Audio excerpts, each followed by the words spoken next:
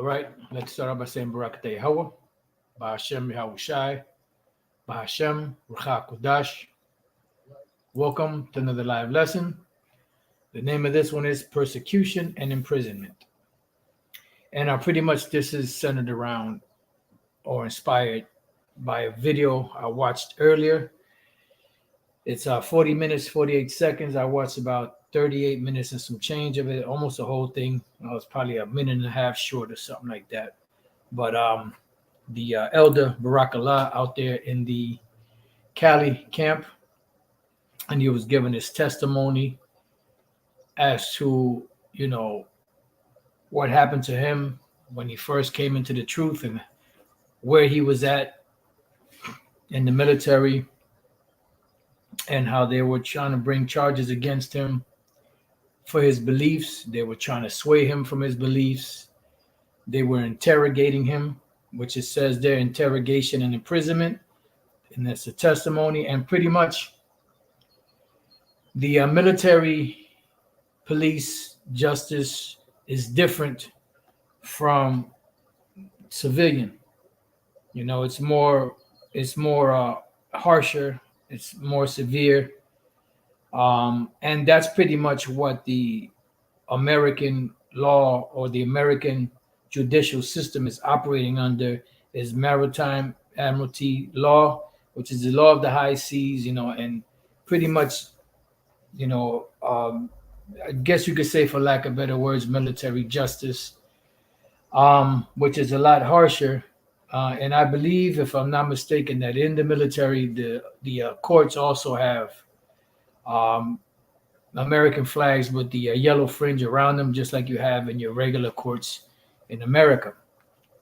And if you were sent to Leavenworth is a military prison that's known for its harsh treatment of its prisoners.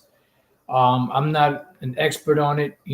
I've heard certain issues and certain things about it, and that's usually where they would send you. I'm not sure if they have other prisons, but I know Leavenworth is like one of the main or major, or maybe only. I don't think it's the only one, but it's a major prison where they'll send military prisoners to.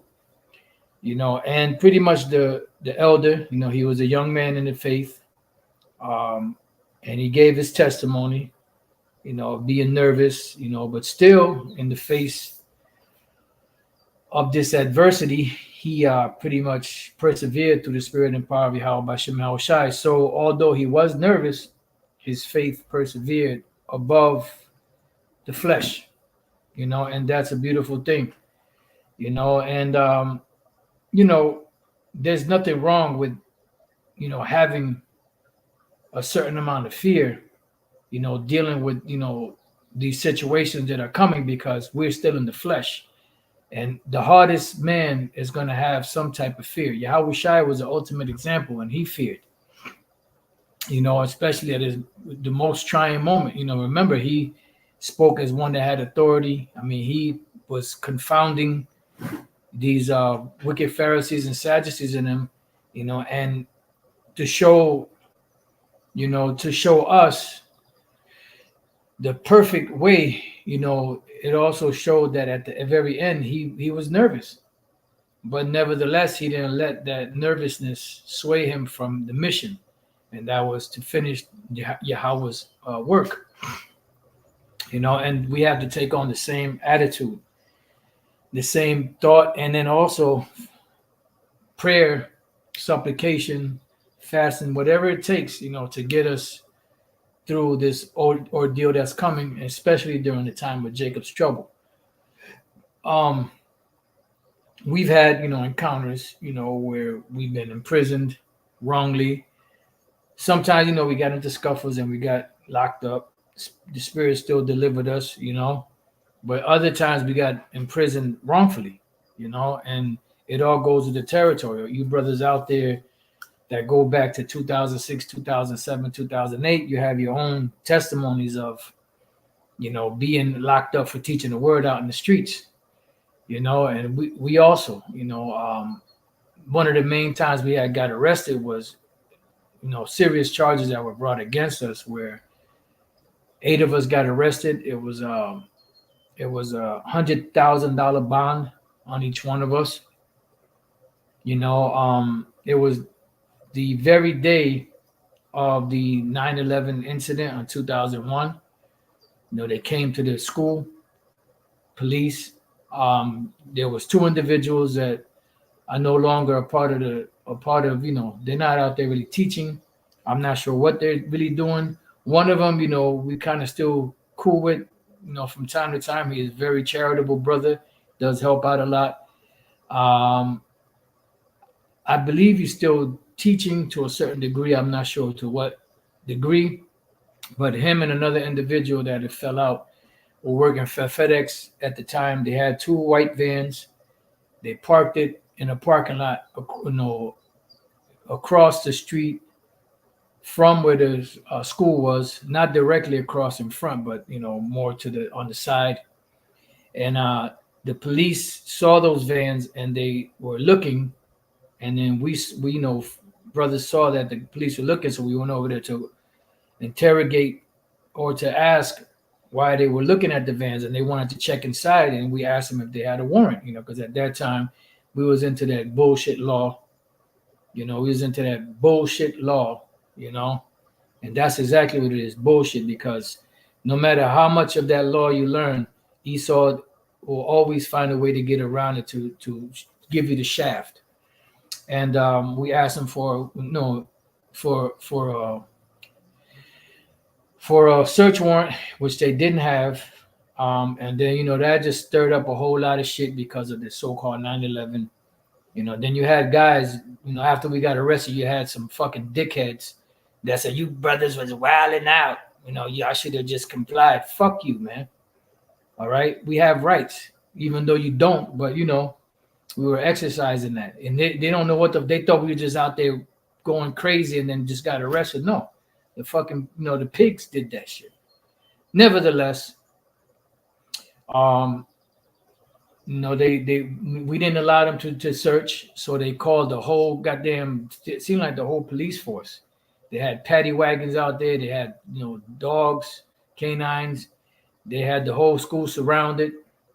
They had police cars all over the place, and then you had the whole of that neighborhood that hated us anyway cheering when we got arrested. Because they arrested 8 of us. So they threw us in the paddy wagons in the back of the cars and all that, and then they brought us down to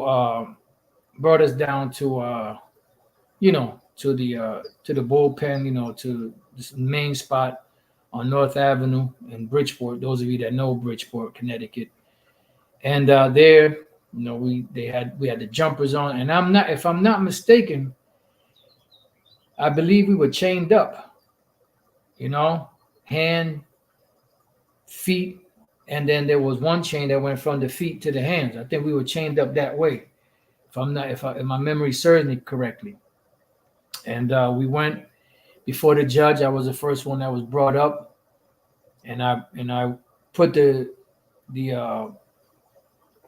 city of Bridgeport on notice, and they were all nervous. They thought I was going to say some crazy shit, and all I told them that I was planning on filing a Title 42 lawsuit against them. Like I said, this is all bullshit, But at the time, we were heavy into the law, so we were exercising the rights that we thought we had, dealing with that law shit. And nevertheless, when we got up there, they pretty much wanted to lock us up and throw away the key. And then this Amalekite woman, public defender, she just jumped out of nowhere and just started, look, these men have the right to have their own beliefs, to say what they want to say, and blah, blah, blah, this, that, and the other. And we were like amazed, like, wow. But that was the spirit that jumped on her, pretty much to defend us, to give us some kind of an out, because they just wanted to just give us a shaft. But the spirit of the Lord made that woman do that. And the reason why I say that is because the very next time we went to court, I tried to speak to her and she just ignored us. She didn't even want to have nothing to do with it. She just walked away from us. So that was the Lord that made her say that. And I know she probably was kicking herself in the ass afterwards, because of that. But the point is that she actually said that. She actually defended us to where the judge had to listen, and they had to, put it on record that this was said, because you have the court reporter that records everything, so that was heavy, that was heavy in itself, and then the Lord delivered us from that, from having $100,000 bond each.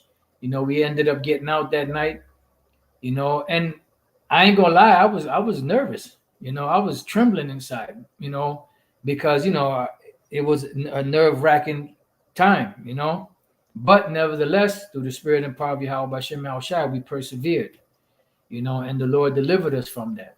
And then they had us locked up because what they wanted to do, because they brought us, we were in the bullpen, and from the bullpen, they send you up in North Ave, you have the bullpen, and then you have, the population where they keep you at until they ship you out to the different, prisons. And they wanted to bring us up there because those COs, which are a bunch of scumbags, are supposed to uphold the law. They're a bunch of scumbags. They like to set people up, for other prisoners or individuals in there to pretty much fuck you up. And like I said, we was heavy into that law shit. And when we were about to get out, we had to sign the paper for the bail bondsman, to let us out. Everything was already set. So I signed. I was still in that law bullshit, and I signed my name with without prejudice, UCC 1-207. Which pretty much, from what I remember, that's pretty much, I'm reserving my rights. I'm doing this, against my will, without my consent. But this is something for me to reserve my rights in case they try to bring this back up or something along those lines. And the one CO was watching because he knew that if I had signed it any other way, that they can keep me in there. So sure enough, he quickly jumped up, this Puerto Rican bastard. He quickly jumped. What's that? What's that? So they pretty much took me and locked me back up in another bullpen. And the Apostle Gabar and the other elders, bishops, they got they got out. And I was just sitting there. They walked by. They looked at me. The apostle and the bishops.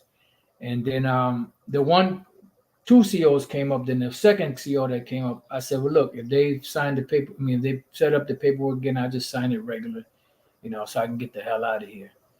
And nevertheless, that's what they did. I signed it regular, and they let me out. So Barakatah Yahweh Bashem Al Shai for that, because that dude was salivating because he just knew. Said, damn, we got one. Once we get him up in the population, I mean, he didn't say this, but you felt that demonic spirit on him. So Barakatah Yahweh Bashem Al Shai for delivering us from that. And after that, I lost all interest in that law shit. Look, I've been to the courts. I've taken it, I've filed a lawsuit against the city of Bridgeport, the police and all that. I went through motions and setting up motions and paid to set up the motions and the Title 42s and all that. It's all bullshit.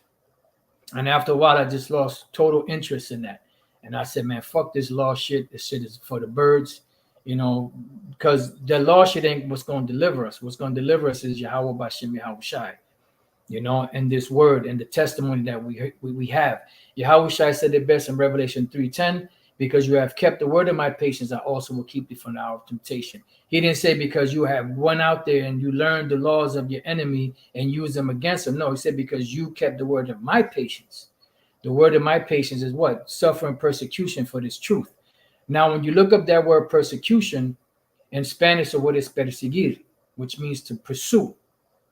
So persecution is when you're teaching the word of Yahweh Bashem Al Shai and someone pursues you to harass you. That's persecution. Okay? Yahweh Shai didn't pursue those wicked Pharisees and Sadducees. They pursued him. The disciples didn't pursue those wicked Pharisees and Sadducees. They pursued them. You see? And you see the same thing happening right now. We're not going, interacting with all these different so-called, church denominations and all that. They're coming to us. They fucking with us because we are comfortable in what we're teaching. They're the ones that's frantic. We're comfortable in knowing that Yahweh Bashem Shai has given us the true gospel, the true doctrine, the true truth.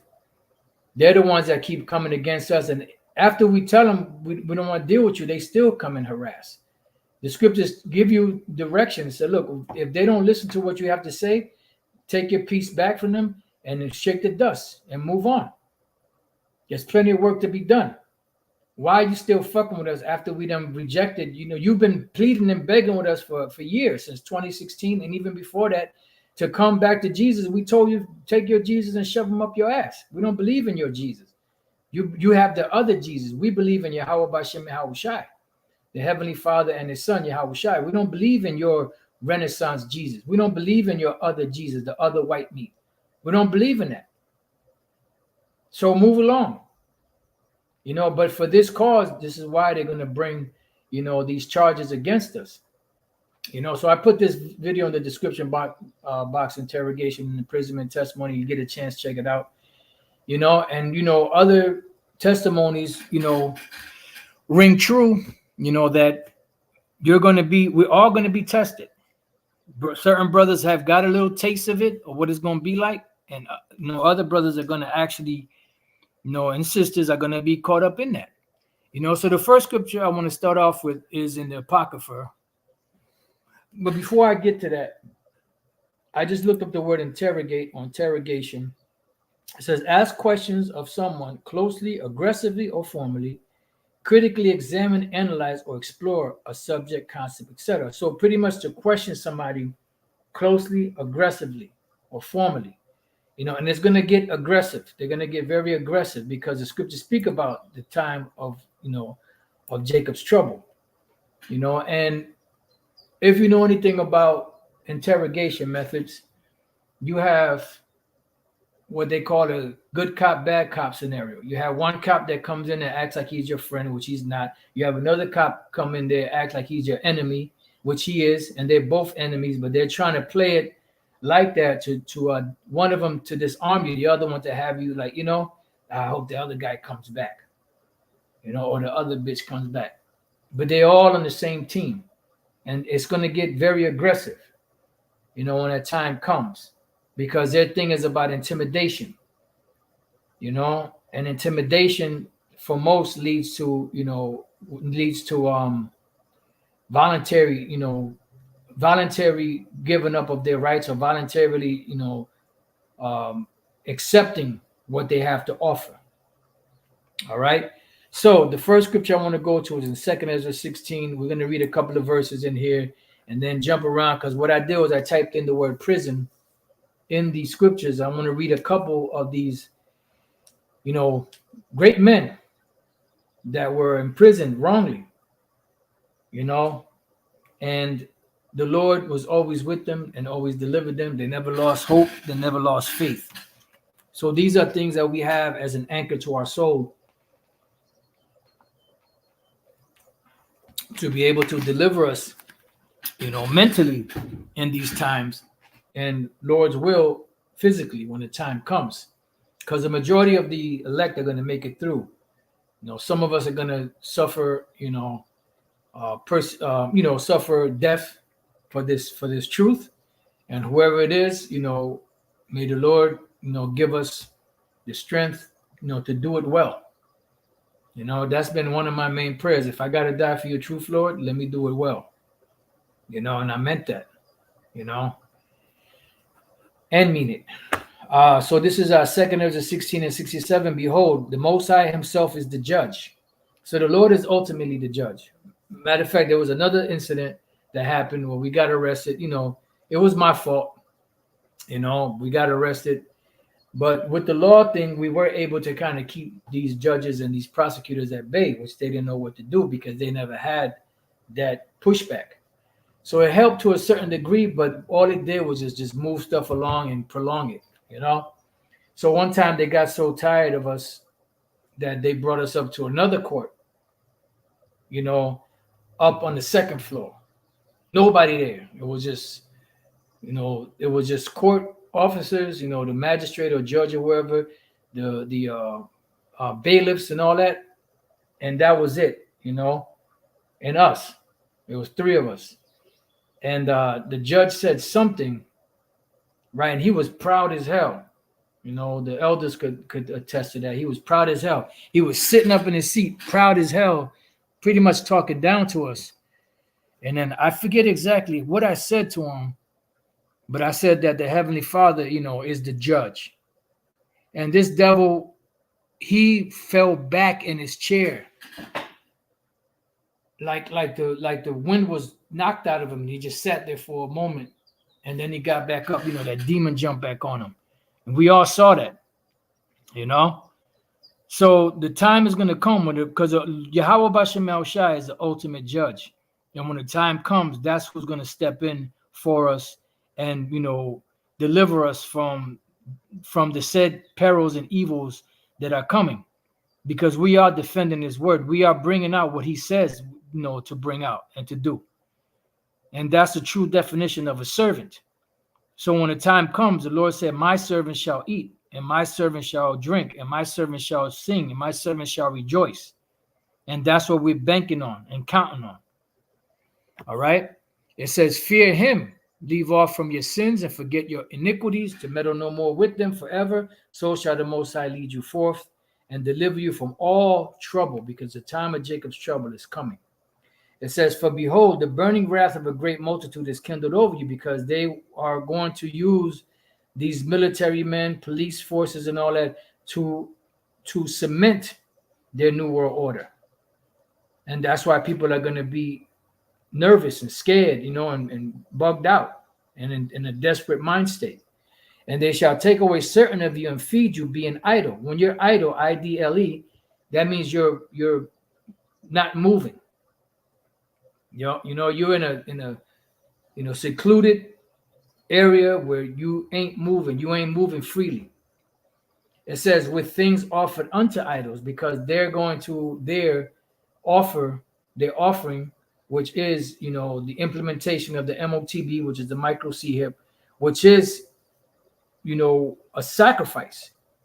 And anyone that takes it, pretty much they've bowed the knee to, you know, and made these international bankers their gods, pretty much, for life. That's what the Lord said. Anyone that does it, they were going to be destroyed. It says, "And they that consent unto them shall be had in derision and in reproach and trodden underfoot." So that's the main point I wanted to get. Oh, matter of fact, no. "For there shall be in every place and in the next cities a great insurrection upon those that fear the Lord." It says, "For they shall be like madmen, sparing none, but still spoiling and destroying those that fear the Lord." You know, so it's going to be a great persecution, you know, and great imprisonment. So now let's just go to a couple of these. This is the book of Genesis 39. This is dealing with Joseph, the patriarch, and he was arrested wrongfully because he refused to lay with the Pharaoh's woman. She wanted him to lay with her. She wanted him to commit adultery with her, but he said, "Nah." He said, "Look, man, the Pharaoh made me second in command of everything. The only thing he hasn't given me is you, is because you belong to him." You know, and he had integrity. So she tried to get him to lay with her. He got away, and then the next time when he took off, you know, she had his coat with him, and then she yelled out rape, and what happened? They put him in the prison wrongfully. So Genesis 39 and 20. I'm going to read a couple of verses. It says, "And Joseph's master took him and put him into the prison, a place where the king's prisoners were bound, and he was there in the prison. But Yahweh, Bashem Yahushai, was with Joseph and showed him mercy and gave him favor in the sight of the keeper of the prison. And the keeper of the prison committed to Joseph's hand all the prisoners that were in the prison," right? It says, "and whatsoever they did there, he was the doer of it. The keeper of the prison looked not to anything that was under his hand, because Yahweh Bashem Yahushai was with him, and that which he did, Yahweh Bashem Yahushai made it to prosper." So he was locked up wrongfully, but the Lord was with him. And the Lord made it to where anything that he did, put his hand to, or thought about, or, you know, put into motion, it all prospered. Why? Because the Lord was with him. He trusted in Yahweh Bashem Yahushai. Now let's go from there to First Kings. This is dealing with Micah the prophet. And you get a chance, read this whole chapter. First Kings, the 22nd chapter. We're just going to go to the main point. You can read the whole thing. This is dealing with Ahab and how he hated Micah the prophet because he didn't prophesy anything good about him because he was a wicked king.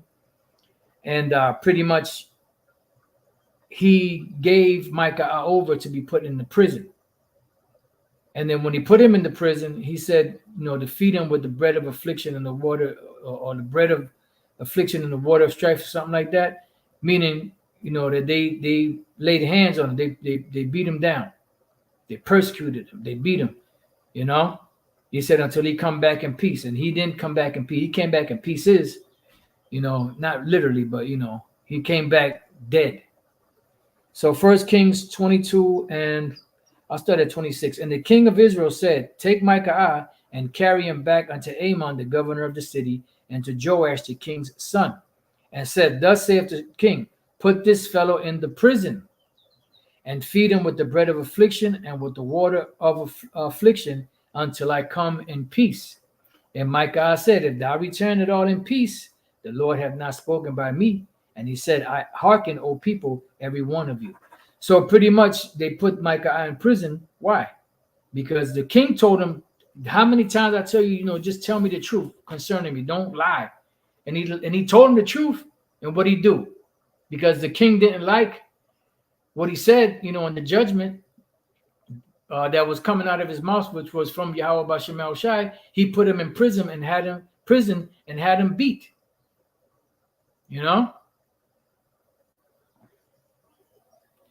Now, oh man, that's heavy. The brother put the scripture, Second Ezra 132. I sent unto you my servants the prophets, whom ye have taken and slain, and torn their bodies in pieces. Wow. Whose blood I will require of your hands, saith the Lord Yahweh Bashem Yahushai. Right. And Yahushai pretty much said the same thing to the wicked Pharisees and Sadducees. Now let's go to another one. This is the book of Jeremiah, chapter 29. This is Jeremiah the prophet, and what happened to him. I forgot who the king was at the time. Let's see. Jeconiah. It was Jeconiah. This is actually just prior to the Babylonians taking him down, because Jeconiah was taken and brought to prison, and Zedekiah, who was in prison, which was his uncle, was put, as the king instead. He was a puppet king. So this is just prior to the Babylonian Empire taking down Israel and destroying the temple. So Jeremiah 29 and 26, because the prophet Jeremiah was cursing the king out, and the people, and this is what they did to him. Jeremiah 29, 26, Yahweh had made thee priest in the stead of Jehoiada the priest. Let me see, am I in the right verse? It says that you should be officers in the house of the Lord for every man that is mad and maketh himself a prophet, that thou shouldest put him in the prison and in the stocks. Now therefore, why hast thou not reproved Jeremiah or of Anathoth, and maketh himself a prophet to you? So they were about to put Jeremiah in the prison. And the prison that they put him in, there was mire or mud, and he was sinking in that mud. And at the very last minute of him sinking in that mud, before he died, before he can get to that point, he was delivered out of that. So imagine that, being thrown in a prison where you're sinking in the mud, no hope. Every second, every moment, every minute, every hour of the day is going by, and you're sinking in that mud. And that if your head goes under there, that's it for you. And then the Lord just come through and just in the nick of time. Man, that's heavy. You can read about it. I'm not sure exactly what chapter it is, but it speaks about Jeremiah being in that condition. Now let's start moving into prophecies. Well, one prophecy anyway, Revelation 2 and 10. You see, and the scriptures that were written for our learning, that we through comfort and patience of the scriptures might have hope. Because these things have happened and they will happen. But we have these as an anchor to our souls. So Revelation chapter 2 and 10, it says, fear none of those things which thou shalt suffer. Behold, the devil shall cast some of you into prison, that you may be tried. And you shall have tribulation 10 days, which is a certain amount of time. Be thou faithful unto death, and I will give thee a crown of life. He that hath an ear, let him hear what the Spirit saith unto the churches. He that overcometh shall not be hurt of the second death.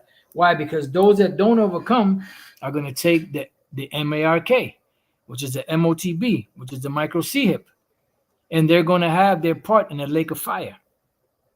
But the ones that resist against all odds, then that's the ones that the Lord is going to deliver, because those are the elect. All right. Now let's go from there to Psalms. Got a few in Psalms, really good ones. Psalm 69 and 33. It says, for Yahweh Bashem Yahushua heareth the poor and despiseth not his prisoners. So we're in prison, as hope. We're in prison under the curses, but we also, certain of us are going to be locked up. And the Lord is going to preserve us in there. The only ones that's going to die are the ones that have to glorify the Lord in that fashion. Let's go from there to Psalm 79, same book, 79th chapter, and the 11th verse.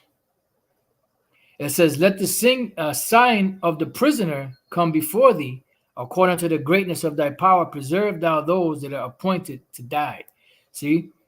Because these are going to be, for some, it's going to be a death sentence, being put in the resistors. Some of them are going to be put to death. That's why I said that he saw the souls of them that were beheaded for the witness of Yahushua, for the testimony that they held. Oh man, beautiful. Oh snap, it was a chapter before. I think I was in the 39th, or was it the 36th? Wow. It says Jeremiah sinking in mud. Jeremiah 38:5. Then Zedekiah the king said, behold, he is in your hand, for the king is not he that can do anything against you. Then they took Jeremiah and cast him into the dungeon of Malchiah, the son of Hamelech, that was in the court of the prison. And they let down Jeremiah with cords. And in the dungeon there was no water but mire. So Jeremiah sunk in the mire, which is mud. Now when Ebed-melech, the Ethiopian, one of the eunuchs which was in the king's house, heard that they had put Jeremiah in the dungeon. This was a Jake. The king then sitting in the gate of Benjamin, and they eventually they got him out of there. Man, heavy, man. Heavy. All right, so let's go. Same book of Psalms, chapter 102.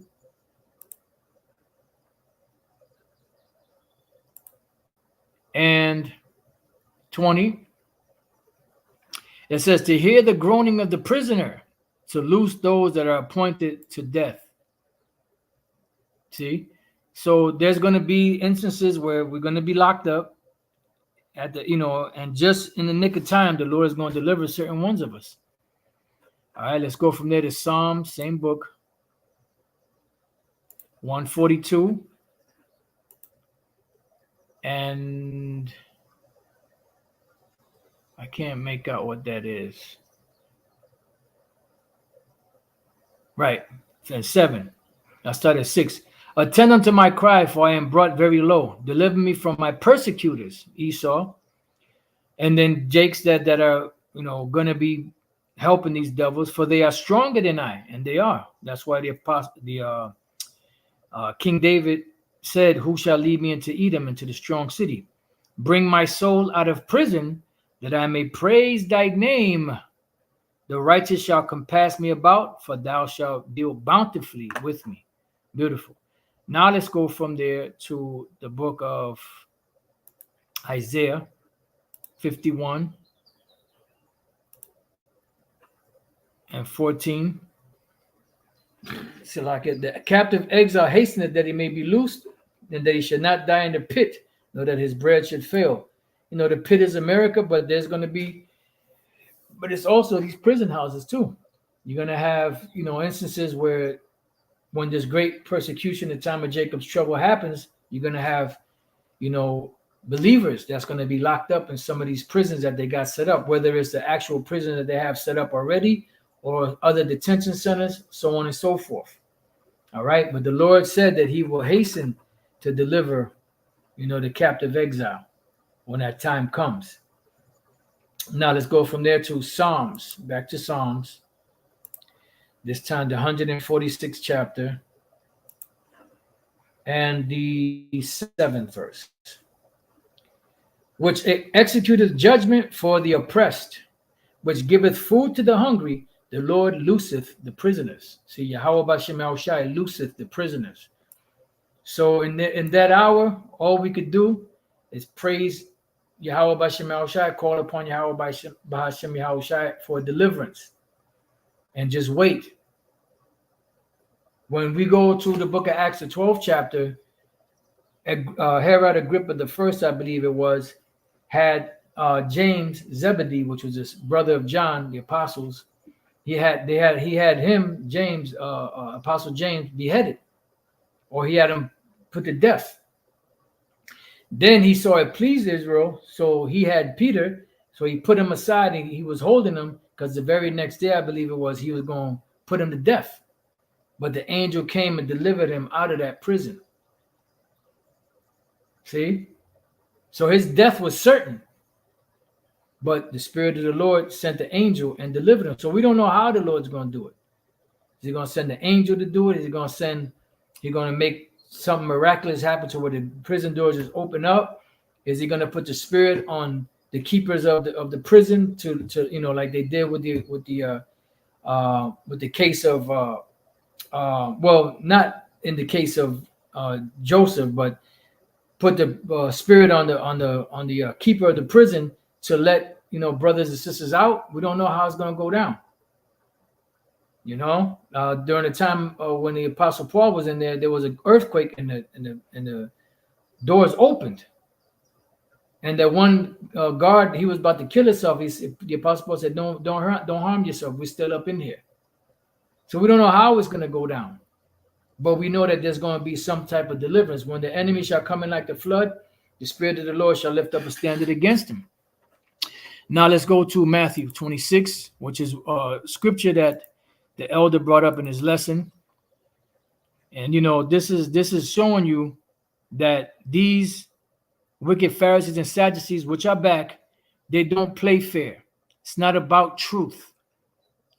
It's all about prestige. It's all about keeping their position. It's all about continuing to make money. It's not a thing of being in defense of the gospel. It's a thing of being in defense of their character, being in defense of their lifestyle, the way that they live. They don't want to lose that. Do you think Caiaphas wanted to lose his palace and Annas and the rest of those chief priests? You thought they wanted to lose their position? No. That's what they said. Look, what are we going to do? Because if we don't do something, the Romans are going to come and remove us from our position, in so many words. So it shows you that mentality of the hireling. It's not about defending the gospel. It's about defending their name, defending themselves, making themselves look good. You see? With Yahushua, it was all about the defense of his father's work, Yahweh. So our attitude should be the same. The defense of our power, Yahweh, and his son, Yahushua. And the true doctrine, the true gospel that was given to us, entrusted to us. This word was entrusted to us, the nobodies of the world.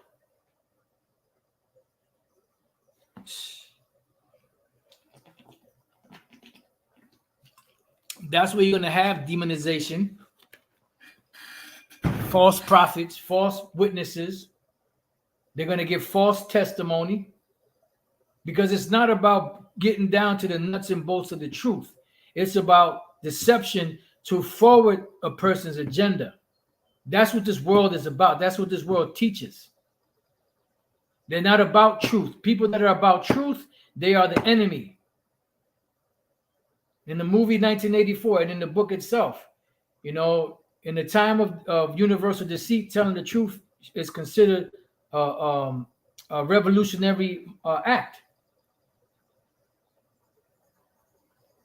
Truth is problems to this agenda of the so-called elite and these false prophets. That's why it doesn't matter what we say. It doesn't matter how able we are to go into the scriptures and break the scriptures down to in defense and casting down of these fake strongholds of Christianity. They don't care about the truth. All they care about is pushing their agenda forward, making everybody comply and bow down to plantation Christianity, to the Roman Catholic doctrine. That's what it's about. That's what it's always been about. But in the case of the men of Yahweh B'Shem Shai, that's not so. That's why Yahweh Shai says, my meat is to do the will of him that sent me and to finish his work. And that's what it's about.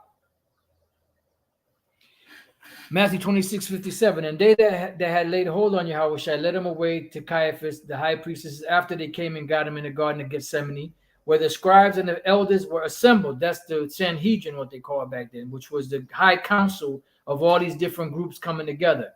The authority of the time that Yahweh Shai did not respect. But Peter followed him afar off unto the high priest's palace and went in and sat with the servants to see the end. Now the chief priests and elders and all the council sought what? False witness against Yahweh Shai to put him to death. They weren't concerned about the truth. They saw the miracles that the man did. They knew that he was the Son of the Most High. If not all, most of them. But he was threatening their position. They did not like that. And that's what's happening all over again today. So they were looking for false witnesses. If you're a man of truth, why are you looking for false witnesses? To bring lies against somebody because you don't like what they're saying, or because what they're saying, trumps what you're saying. It's not about truth. Truth is an enemy in this world. The only time truth counts is those that are a part of the elect of the nation of Israel. That's the victory. It says, but found none. Yea, though many false witnesses came, yet found they none. At the last came two false witnesses and said, this fellow said, I am able to destroy the temple of the Most High and to build it in 3 days. And that's pretty much it. You could read the rest of it. Matter of fact, no, I'm sorry. The 59th verse, they sought false witnesses, and that scripture came to mind, which I had it written down. But let me get that real quick. Because the point is the false witnesses, Acts 6:11. Now, these were them wicked Israelites among the Alexandrians, the Hellenistas, which were the Greek-speaking Jews that knew that they were Israelites that were keeping, the law, statutes, and commandments, but they just spoke Greek instead of Hebrew. Acts 6:11. Then they suborned men. Matter of fact, it says here, and they were not able to resist the wisdom and the spirit by which he spake, meaning Stephen. They couldn't resist the spirit and the wisdom that he spake. Yahweh Shai said, I will give you a mouth of wisdom that none of your adversaries shall be able to gainsay nor resist. So because they couldn't resist it, they couldn't fight back with it with truth because they had no truth. What did they do? Then they suborned men, which said, we have heard him speak blasphemous words against Moses and against the Most High. Now, what does it mean to suborn men? Let's go to it. Hupabalo. It says to throw or put under. We're going to go straight to the point. To instruct privately, instigate, to bribe or induce someone unlawfully or secretly to perform some misdeed or commit a crime. To induce a person, especially a witness, to give false testimony. So as you can see, it wasn't about the truth. It wasn't about, okay, let's deal in the scripture. Let's see what you got. We're telling you that it's this way. It's been taught like this for years. What do you got to say? And what scripture do you have to prove that? Boom, you bring it out. Nope, get his ass. Matter of fact, somebody said you were committing adultery. Lies. You're nothing but a rapist. Lies. You like to have it with little 6-year-old girl? Lies. All for what? Because they hate the words of Yahweh Bashem Yahushai. Yahushai said, you seek to kill me because my word has no place in you. And by them saying these false things about the men of the Lord, Yahweh Bashem Yahushai, which is us, and we believe that through the Spirit in all humility, they hate us. They hate him that rebuketh in the gate. Proverbs 26:28. A lying tongue hateth those that are afflicted by it. So we're the ones that's being afflicted by it. You have people in the world that don't know us repeating the same shit that IUIC is telling people out there, that we're grapists and all of that. You see? It's all a slander campaign. And all this, why? Because we are reproving them and correcting them on their breakdowns that are wrong. That's what they're doing. All of these lies, all of this, these bearing false witness against us, all because we're correcting them on the faulty breakdowns that they have. That's what it's all about. There's no merit to what they're saying. There's no proof to what they're saying. It's all a slander campaign because to them, since they don't have the truth or they have parts of the truth, the best way to stop us is by slandering us. And that's what they did to Yahushai. That's what they did to the apostles. And that's what they're going to continue to do to us. So now let's go back to Matthew 26:60 now. Matter of fact, let's start at 59 again. Now the chief priests and elders and all the council sought false witness against Yahushua to put him to death, but found none. Yea, though many false witnesses came, yet found they none. At the last came 2 false witnesses and said, this fellow said, I am able to destroy the temple of the Most High and to build it in 3 days. It says, and the high priest arose and said unto him, answerest thou nothing?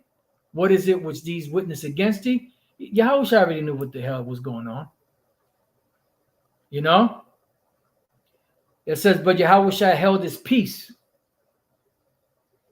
And the high priest answered and said, and this is the same high priest, Caiaphas, that in the book of Luke, he said, y'all don't know nothing. That is expedient for one man to die for the nation. Not for one man alone, that the whole nation perished not or something like that. This is the same high priest that said that. Now he's condemning Yahushua, bearing false witness against him, hiring false witnesses against him. How's that? How's that for irony, right? Same high priest that's condemning him here, hiring people to bear false witness against Yahushua. Not too long before this, he was, saying that, y'all guys don't know what the hell y'all talking about. It is important for one man that he died for the nation. And here he's condemning them with false witnesses. It says, I adjure thee by the living power, and that thou tell us whether thou be the anointed, the Son of the Most High. And that's why, only reason why Yahushua answered him. Yahushua saith unto him, thou hast said, nevertheless, I say unto you, hereafter shall you see the Son of Man sitting on the right hand of power and coming in the clouds of heaven. And this is exactly what's going to happen. And this devil, he got so mad, he ripped his garment. He said, then the high priest rent his clothes, saying, he has spoken blasphemy. What further need have we of witnesses? Behold, now you have heard his blasphemy. What think ye? They answered and said, he is guilty of death. That's why it says, follow not a multitude to do evil. Then did they spit in his face and buffeted him, and others smote him with the palms of their hands, saying, Prophesy unto us, thou anointed, who is he that smote thee? Oh, I just remembered when I was up in front of the judge, you know, I believe that was the same time. Yeah. You know, I don't know what the Jake said. I don't know if any of the elders or the apostle or bishops remember, but there was one ninja in the back as I was speaking that jumped up and said something. He said, you know, I mean, I don't remember what he said, but something along the lines is off with his head. But he didn't say that. But I'm saying pretty much that's pretty much what he said, but not in those words exactly. You know, I don't remember exactly what he said, but I remember he said something, you know, to try to condemn me. And he don't even know. He don't even know me. He didn't know what the hell was going on. He didn't know what the hell the case was about. You know, and that's how what Jake was. That's why it says, "Follow not a multitude to do evil." All right, now let's go from there to Matthew chapter 4, verse 12. This is dealing with John the Baptist being arrested for what? For teaching the word. Matthew 4 and 12. Now, when Yahushua had heard that John was cast into prison, he departed into Galilee. So why was John put into prison? Because he was pretty much defending the word, cursing out, you know, those Herods back there for being wicked, committing adultery, and all of that. Let's go from there for being persecuted for righteousness' sake. Let's go to Acts chapter 4, because earlier I was listening to the book of Acts. And after I listened to the elder, I said, you know what, let me listen to some of the book of Acts, because I know there's a lot of good scriptures in here to go into for, you know, to show how the men of the Lord were persecuted for teaching the word and imprisoned. Acts 4 and 1. And as they spake unto the people, the priests and the captains of the temple and the Sadducees came upon them, but being grieved that they taught the people and preached through Yahushua the resurrection from the dead. And they laid hands on them and put them in hold unto the next day, for it was now eventide. So they locked them up for preaching the resurrection of Yahushua. Howbeit many of them which heard the word believed, and the multitude of men was about 5,000. Just bear with me 1 second.